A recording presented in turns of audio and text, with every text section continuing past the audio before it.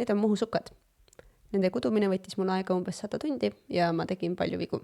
Selles videos ma tahan rääkida sellest, kuidas ma üldse võtasin välja, kuidas muhusukkasid kududa, mis on need reeglid, mida peab järgima ja mis on asjad, mida ma õppisin. Muhusukkasid iseloomustab see, et kasutatakse kindlaid värve, näiteks muhuroosa ja muhuoranž, mis ma õnnestus ka värvida. Ja lisaks see, et nad vastavad kindlale mustrite reeglistikule.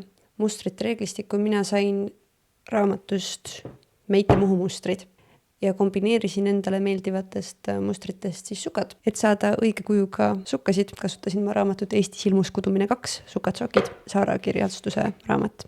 Arvutasin välja, mitu silmust mul mis vardal olema peab.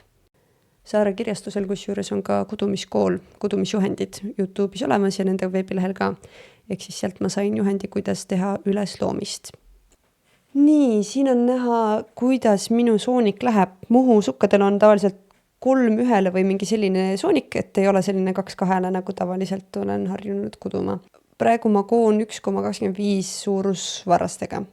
Ja nüüd hakkasime esimest oranži kirja kuduma ja see tundub tegelikult üsna okei. Ainus probleem on see, et need lõngajupid, mis ma proovin taas kasutada, on konkreetselt 30 senti pikad. Kudumine ise ei olnud väga raske, aga peamine probleem oli see, et kui ma kuskil vea tegin, siis see viga pärast lahti kiskuda mul ei olnud eriti tahtmist. Nii et mingitesse kohtadesse ma jätsingi lihtsalt endale vead sisse. Mina tean, et see viga seal on, aga ma arvan, et kõrvaltvaataja tegelikult aru ei saa. Kõige demoraliseerivam probleem tegelikult algas siis, kui ma suka alumise osa valmis kudusin.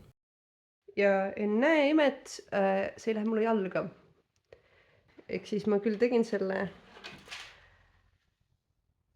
joonise järgi ja ta on tegelikult 25 sentimeetrit, nii et ta peaks nagu, või 24, et ta peaks tegelikult jalga minema, aga ta häda on see, et see on nüüd kõige rohkem välja venitatud. Ma venitasin teda ööotsa lootes, et äkki nagu ma suudan ta venitada õigesse suurusesse, ei suutnud.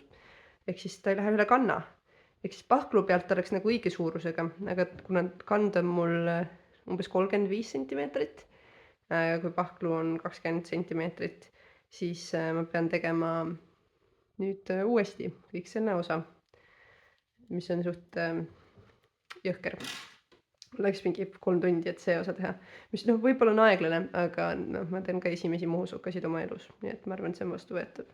Võt siin on minu muhusukad nüüd, kui ma tegin selle oranži osa uuesti. Ja nüüd ta läheb jalga, ma jõudsin isegi selle äärmise musta ääre teha. Aga mis ma märkan siin on see, et kus ma tegin vea, siin ma tegin vea, see joon peaks minema siit keskelt. Nüüd see maksab mulle kätte, sellepärast et see joon on joondatud keskkohaga, ehk siis sellega, kust ma tegin vea. Ja siin üleval pool samuti, siin on keskkoht, siin on keskkoht, siin on keskkoht, siin läheb tuksi ja nüüd keskkoht on jälle nagu paremale pool võrreldes selle osaga. Ehk siis ma loodan, et kui ma panen need sukad jalga, siis ta näeb enam-vähem normaalne ikkagi välja. Seda viga väga märgata ei ole, aga kududes mul õnnestus teha järgmine viga. Tähelepanelik vaatleja märkab, et muster jookseb siin ühtepidi, aga kui sa vaatad siia, siis ma tegin kanna valet pidi. Ehk siis nüüd ma kisun kõik selle uuesti lahti ja alustan otsast peale. Siin on nüüd mul kand, mis on õiget pidi.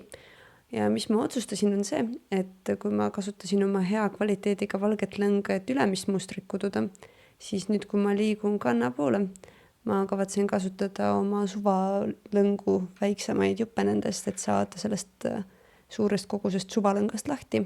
Ja tegelikult, kuna sokivarvas on nii mul jalanõu sees suuremas ajast, siis ma arvan, et esteetiliselt see ka ei muuda tegelikult midagi. #reduce, reuse, recycle, nagu ütlevad talupojad.